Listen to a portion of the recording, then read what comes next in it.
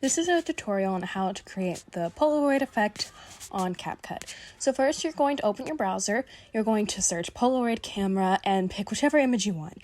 Save that to your device, go to Pinterest, Google, whatever, find your pictures that you wish to pop up out of the Polaroid. I use Persebeth, specifically the new Persebeth, because those are just such cute fan art. Click Elements, then you're going to just search Polaroid, click the first one that pops up, copy it so that it'll double, spread them apart a little bit so that you have room to work. Then you're going to click the plus down there, click Uploads, Upload Files, Devices, Photo Library. You're going to upload whichever pictures you want to put in there. Then you're just going to size them. It doesn't have to be exactly perfect. You're not going to be able to tell that well. Then screenshot and crop to the size of the Polaroid. Then you're going to go to remove the background of the Polaroid camera, download it to your device.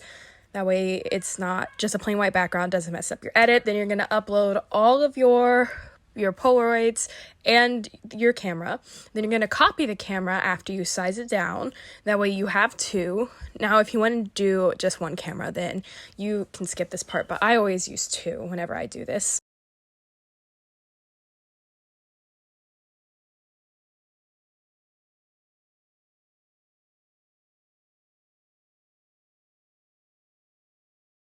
After you position your Polaroid cameras, you're going to add an animation. I used rock vertically for this one. If you want to use the same one that I did, you're going to add it to both, make sure it's the same length, otherwise it won't be the same.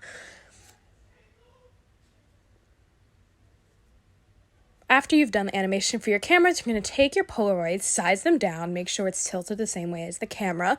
If it's in front of the camera like this, then you're going to click down to layers and you're going to click number 1 to make sure that it goes all the way to the back and looks like it's coming up out of the camera.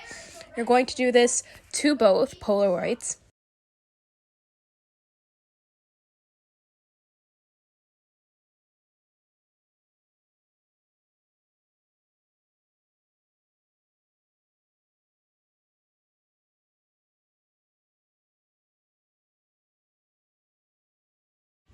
Now we're going to start working with keyframes. If you've never used keyframes before, it's okay because it's really easy. So you're going to add the first keyframe for the first one, pull it down under the camera so you can't see it.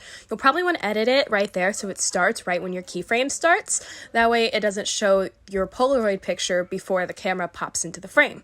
Then you're going to add a second keyframe up above the camera. That way it will slide out like that. Now you're going to do the same thing to both. Make sure your keyframes line up.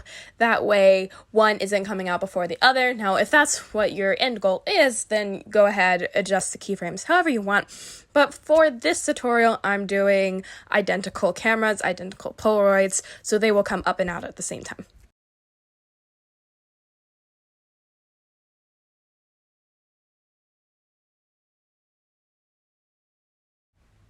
And you're done.